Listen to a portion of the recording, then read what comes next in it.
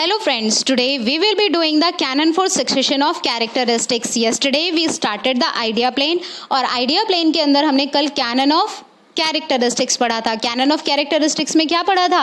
Dab पढ़ा था. Dab क्या होता है उसके लिए आप प्लीज़ प्रीवियस वीडियो देखिए. तो चलिए आज का स्टार्ट करते हैं. तो canon for succession of characteristics कहता है कैनन ऑफ कन्कोमिटेंस के बारे में. तो कैनन ऑफ कन्कोमिटेंस मीन्स होता है happening at the same time. Like I am speaking, you are listening, same time पे हो रहा है. सनराइज हुआ, हमें अपने आसपास की सराउंडिंग का सब कुछ दिखने लगा. सो इट इज़ कन्कोमिटेंस, है ना. अब ये कैनन क्या कहता है? ये कहता है कि whenever we are applying to different characteristics, दो अलग अलग कैरेक्टरिस्टिक्स आप एक क्लास पे अप्लाई करते हो तो सेम रिजल्ट प्रोड्यूस नहीं होना चाहिए. ये क्या बोल दिया? ये मैंने ये बोला, आप एग्जाम्पल से समझिए.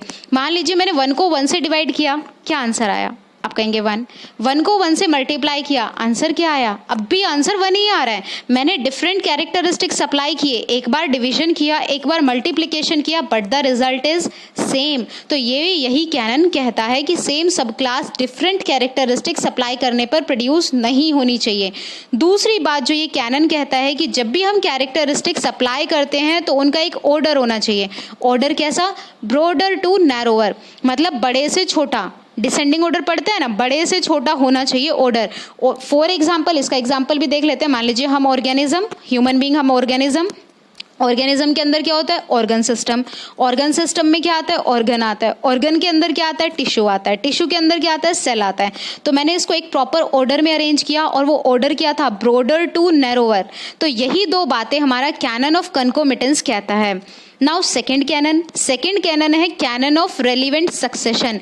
मीन्स जब हम किसी भी सीक्वेंस में किसी भी पर्टिकुलर क्लास को अरेंज करते हैं तो वो कैरेक्टरिस्टिक्स एक प्रॉपर ऑर्डर में अप्लाई होने चाहिए. मींस वो रेलिवेंट होने चाहिए जिस चीज़ के लिए आप चीज़ों को क्लासीफाई कर रहे हैं, यानी कि वो पर्पस ऑफ क्लासिफिकेशन ज़रूर फुलफिल होना चाहिए. मान लीजिए मेरे पास कुछ बुक्स हैं और मैं उन्हें रीडर्स के लिए क्लासीफाई करना चाहती हूँ, तो रीडर की यूज़ को देखकर आप उन्हें क्लासीफाई करेंगे. मींस रेलिवेंट होना चाहिए to the purpose of classification. और थर्ड कैनन कहता है canon of consistent succession.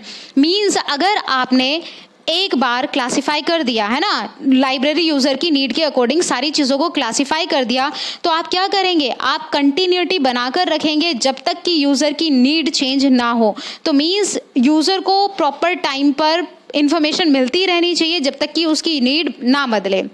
I hope आपको तीनों कैनन समझ में आए होंगे. CSS concomitance, relevant succession and consistent succession. We will do the remaining canons in next upcoming videos. Till then, take care. Thank you.